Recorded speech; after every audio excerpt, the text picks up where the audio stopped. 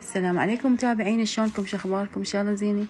اليوم جيناكم بوصفة لحم بعجينة طلبوا من عندي اطفالي او اولادي، طلبوا من عندي اسوي لهم عشاء لحم بعجينة، وتعالوا شوفوا وصفتي اليوم باسهل طريقة، وهاي على طريقتي.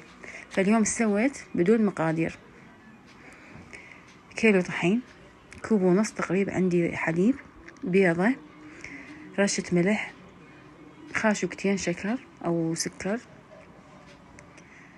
وخاشوقتين من النشا.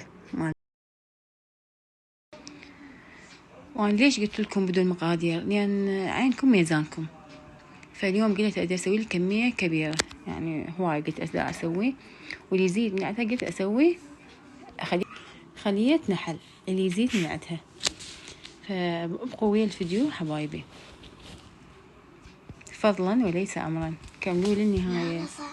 لا تنسوني باللايك والاشتراك حبايبي، أريدكم تحفزوني أكثر وأكثر لا أنزل لكم يوميا. كملت العجينة خليتها على جهة، وهسه جيت دا أثرم الخضروات. عندي بوتيتا، بصل، فلفل بارد راح أثرمهم، وعندي تقريبا ربع لحم.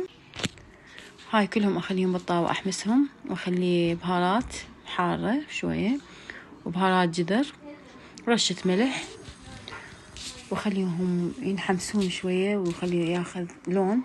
خليت هاي خاشوقة معجون تطلع الزفرة مالته، وهاي سويت 2. راح أخليهم بالفرن، وراح أكمل البقية، وابقوا وياي للنهاية حبايبي.